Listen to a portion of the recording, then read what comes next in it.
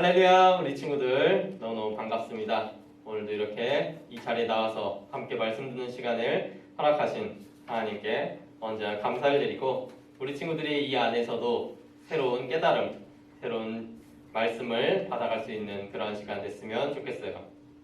오늘 이제 종려주일이에요. 종려주일이 뭐냐? 예수님께서 예루살렘에 들어가신 그때, 그것을 우리가 기념하는 그러한 주일인데, 이제 오늘부터 시작해서 고난주간도 같이 시작돼요.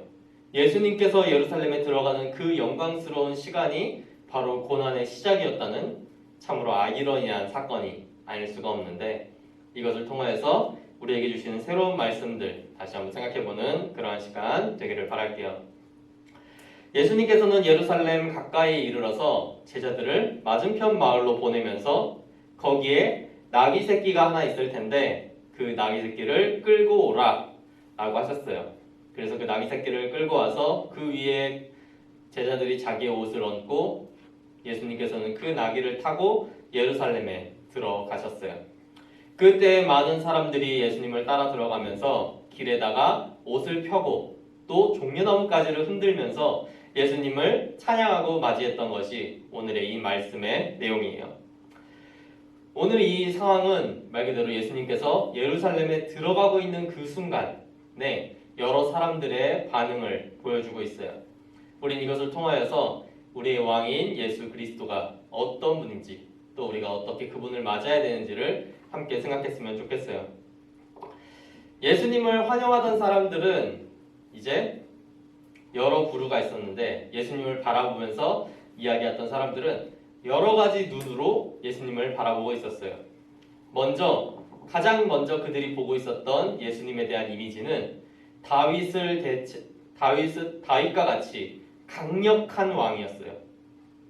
당시 이스라엘은 로마의 지배를 받고 있었어요. 그래서 로마에 조공을 바치고 그 조공을 받는 대가로 나라를 유지하고 있는, 로마의 지배를 받고 있는 그러한 나라였어요. 그래서 그들은 해방되기를 원하고 다시금 자유로워지고 싶어 했어요.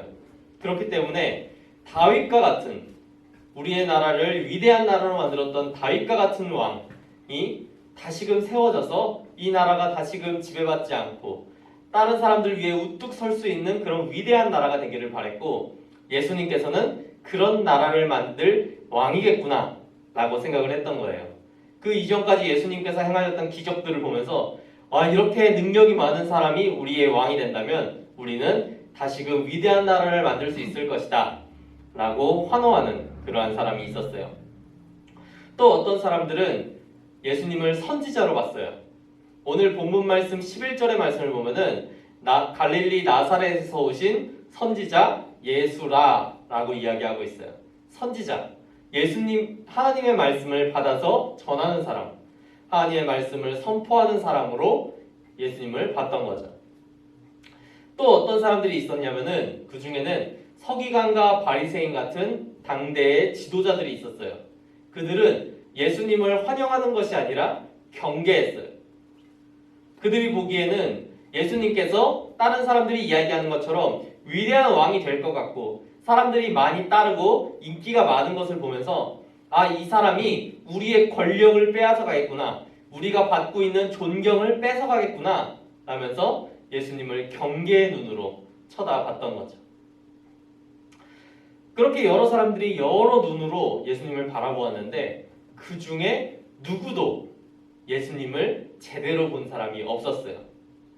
그들은 다 그들이 생각하는 예수님께 대입해서 잘못 보고 있었던 거예요. 근데 그건 제자들도 마찬가지였어요. 제자들도 예루살렘에 있었던 많은 사람들과 같이 예수님께서 위대한 왕이 되겠구나 라고 이렇게 생각을 하고 예수님을 따라갔던 거예요. 그래가지고 내가 예수님의 오른팔이다, 내가 예수님의 왼팔이다, 이 자리를 놓고 제자들끼리 말싸움을 하기도 하는 그런 참으로 볼썽사나운 모습을 보이기도 했던 거죠.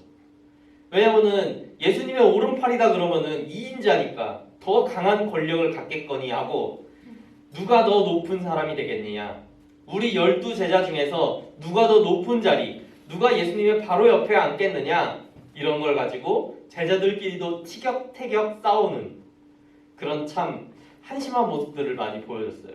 그들도 예수님을 제대로 보지 못했던 거예요. 예수님께서는 분명 예루살렘에 가시는 길목에서 3번에 걸쳐 나는 제사장과 서기관들에 의해서 핍박을 받고 십자가에 달려 죽겠지만 다시 부활할 것이다 라고 말씀하셨지만 제자들은 그 얘기를 귓등으로도 듣지 않았던 거예요. 그들은 예수님을 제대로 보지 못했고 그 순간 예루살렘에 들어가는 그 순간까지도 깨닫지 못하였던 그런 나약한 사람들이었던 거죠. 우리도 생각해 볼 필요가 있어요. 예수님께서 우리에게 오시고 우리가 예수님을 환영하는 이 자리, 이 시간에서 과연 우리는 예수님을 어떤 분으로 생각하고 있는지를 함께 생각해 볼 수가 있어야 돼요. 우리가 이런 생각을 가질 수가 있어요. 예수님 믿으면은 복 받는다더라. 예수님께 기도하면 다 들어준다더라. 이런 것들만 생각하면서 예수님이 나한테 뭔가 복 주는 기계, 내가 하나님께 이렇게 기도했더니 뭐 기도라는 대가를 지불했더니 하나님께서 나에게 복을 주셨다더라. 그런 하나님을 뭔가 하나님께 열심히 하면은 하나님이 내게 복을 준다라는 뭔가 이런 거래를 하는 대상으로 잘못 볼 수도 있고, 이제 하나님께서 내 죄를 다 없애주셨으니까 내가 뭘 해도 상관없지 라고 하나님을 내 변명거리로 삼고 있는 그런 친구들이 있을 수도 있어요.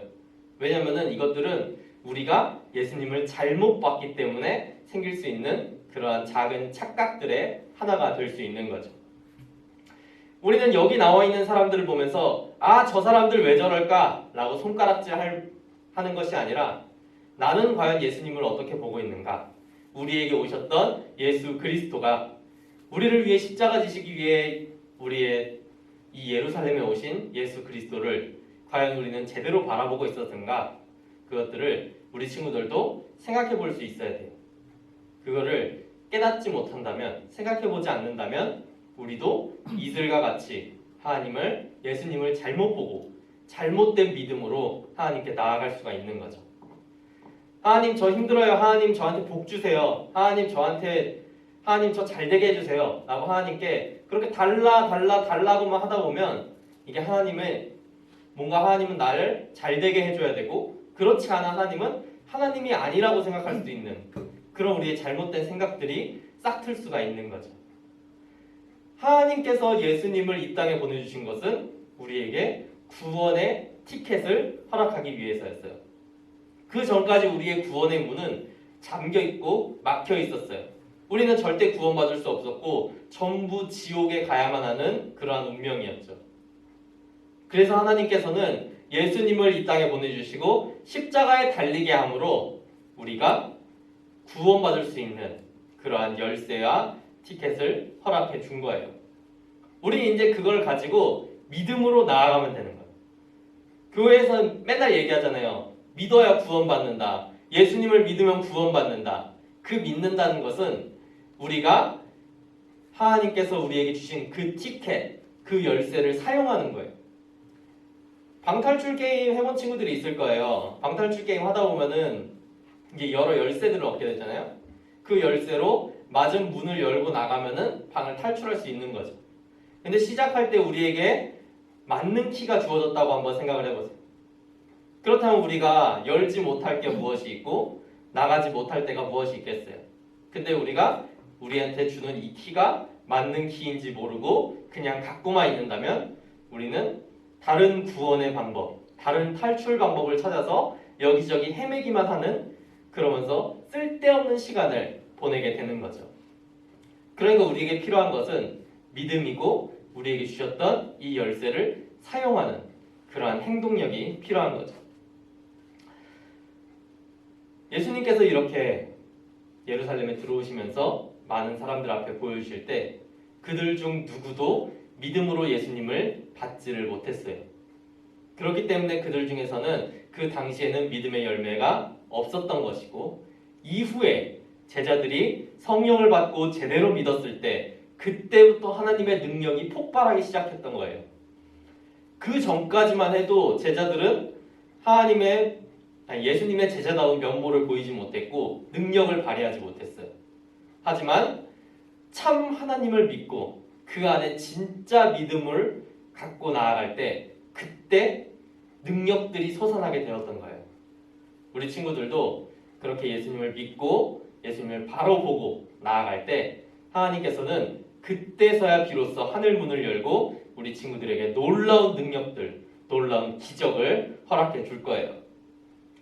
우리 교회의 올해의 표어가 Be the Miracle, 기적이 되자는 거잖아요. 기적이 되기 위해서는 하나님의 능력이 필요해요.